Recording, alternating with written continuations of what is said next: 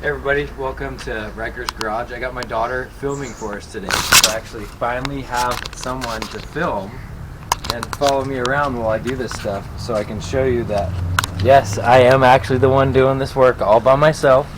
So, big shout out to a YouTuber that I follow, Vice Grip Garage, Derek. If you haven't seen his channel, go ahead and follow him. He's super awesome. Super funny guy. He calls this, I think, the Lone Wolf 2000. Or the I'm alone, or I don't have any friends 2000 or something. Super funny guy. Everything he does when he's guiding through working on cars, he's just hilarious. So hopefully I can develop some of that. To the 1800 plus views I got in my last video, thank you so much. Hopefully one of these days I can get enough people to maybe even get some sponsorship, get some shirts and hats out there, and do some giveaways, parts, prizes. And then also eventually maybe show up with this bad boy, the El Camino, and you know, help you guys work on and restore your cars if you're in the California Bay Area.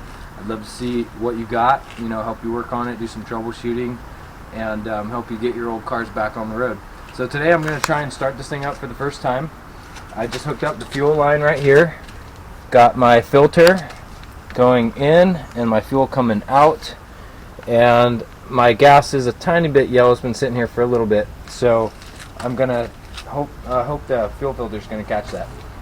I'm gonna prime the carburetor, so we'll take this off, get some fuel in there. Okay, shed a couple layers here. I just painted the I got a brand new water pump, so this engine I got used, but I want to keep the whole water system clean and new. It's all clean. It's a rebuilt motor. It's got about 10 to 15,000 miles on it supposedly. And these manifolds right here are just on here temporarily to fire it up. I've got some ceramic coated headers up here that I'm going to be throwing back on, but I need a lift to be able to get them from underneath. So this is just for fire up. So we'll get this going here. Gonna need some gasoline to make that happen. I'm gonna hook up. So how you hook up these trigger starters is it's basically, I'm gonna hook this up to positive. This is going to the coil on the distributor to the battery side. It says battery right here. I just got a little spade bit connector up onto there to jump it. This is the normal connector that would connect it once I have all the electrical ran. And so this is going to temporarily fire up the spark plugs. This is go into the hot on the battery, and then I'm going to have to get my jumper cables and then jump a ground to the block so that it's actually the engine and frame grounding is what grounds the starter. And then down in here I've got the starter cable, and what I'm going to do is hook up one of these leads to the solenoid right there. Okay, and then this end's also going to go onto the hot side of the battery. So let's get that battery. I'm going to set it right here on the engine stand. I've been charging it up, so hopefully everything will go good. Got the battery right here. And of course that's not going to reach, so let's see where we can get this. Eventually I'm going to have my new garage up and going, so that's where I'll be doing all this stuff. So probably 10 to 12 weeks we'll be getting our new garage. We'll get everything moved over there, all the dirt bikes, all the stuff, the whole channel. So Riker's Garage is coming, and it's coming soon, so stay tuned for that. For now, we're just going to put this on a slippery slope and hope it doesn't fall. It's probably gonna fall. So we'll set it about right here. Positive terminal. We've got a nut right here. Real men don't wear gloves. Come on, man. I already washed all the grease off. Thought I was gonna try and stay clean. If you're trying to stay clean as a mechanic, then just stop. Do something different with your life. Okay, I've got my little spacer because this only threads in so much. And then what I want to have is a way to get this off real quick. So I'm just going to temporarily put that on there, and I'm going to rip it off to kill it.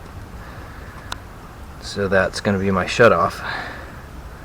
So we'll put this right in here like that. Have it kind of ready to yank off, I guess. Okay. Hopefully that doesn't arc out too much. Probably will, but that's okay. And we've got our positive lead right here. Okay. A little bit more teeth on there. Okay, so let's get the ground going from the jumper cables. Get this stupid thing out of the way. So just a little peek. Here's the old engine. What we blew up doing a burnout down Mission Street. Yep. So this thing knocked for a long time, and it actually still ran until the day I pulled it out. So amazingly enough.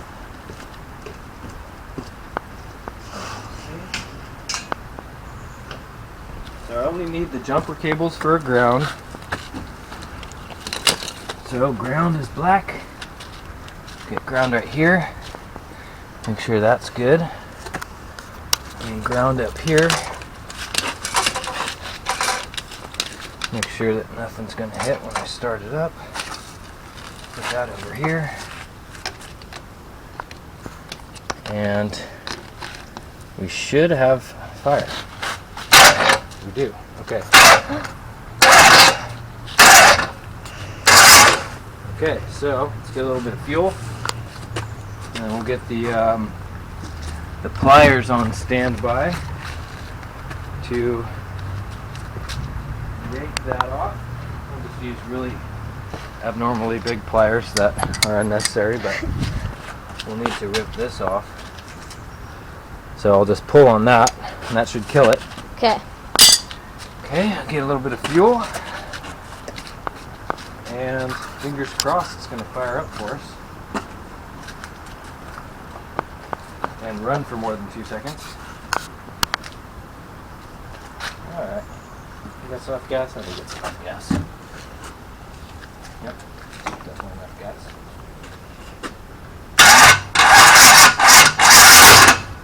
Oh. Okay, so I still got some starter issues. Yep. That's not good. Damn. Okay, so back to the drawing board. Well, that just goes to show you guys that you don't always get it the first time. Don't give up. I'm going to put the stock starter back in. That did work for this motor. I tried to do one of these mini Power Master motors, and the shimming just isn't working right. So I'm going to have to figure something else out here. So I'll be back. Thanks for tuning in. Thanks for the views.